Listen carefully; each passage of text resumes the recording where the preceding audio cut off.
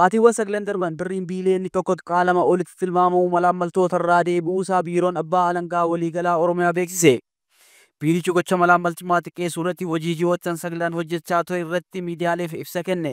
Hoogganaan biiroo abbaa alangaa waliigalaa Oromiyaa obbo Guyyoo Waariyoo akka dubbatanitti malaammaltummaa xiqqeessuudhaaf koreen ijaaramee xiyyeeffannoodhaan hojjetamaa jira jedhan. Malaammaltummaa ittisuuf hojjetamaa turre jira.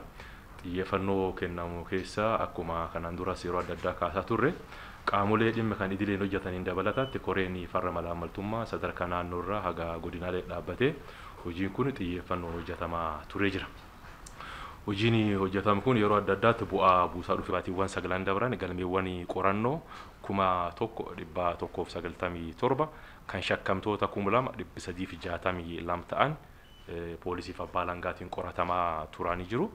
Galmeewwan qorataman kun ariitiin yookaan saffisaan murtiin itti kennamu waan qabuuf galmeewwan kan irratti abbaan alangaa galmee 1163 kan shakkamtoota 2213 irratti murtii kennuu danda'ee jira. Dhimmoota malaammaltummaan irra deddeebiidhaan raawwatamu adda baasee isaanii ibsanii xiyyeeffannoon hojjechaa jirra jedhan. Yakkoonni malaammaltummaa irra deebiin raawwataman kun kanaan duraas ibsaa turre yakkoota gosa akkamii yookaan bifa akkamii kan jedhuun akka fakkeenyaatti aangootti garmalee fayyadamuun yakkoota irra deddeebiin raawwataman ta'ee mul'atee jira.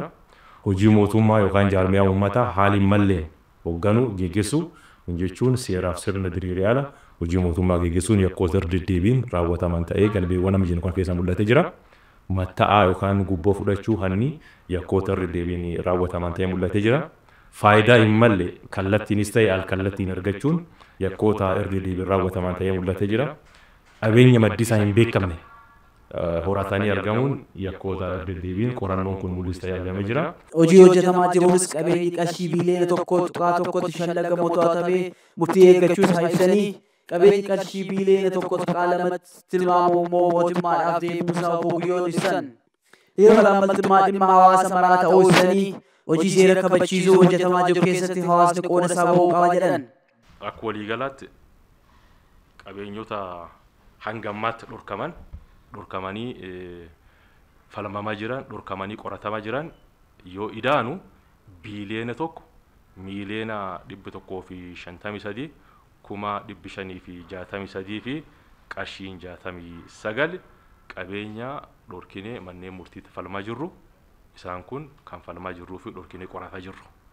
Qabeenyonni dhaalaman kan murtii mana murtiitiin galmeen falminee dhaalaman tarkaanfii bulchiisaatiin dhaalaman biiliyoona tokko miiliyoona 2,716 fi 114 ta'anii qabeenyota dhaalamanii jaarmiyaa uummataatiif mootummaatiin deebi'an bu'aa yakkaa ta'uun isaanii galmee manneen murtiitti falmamee mirkanaa'ee tarkaanfii bulchiisaatiin fudhatamee bu'aawwan kun galmaa'uun danda'amee jira.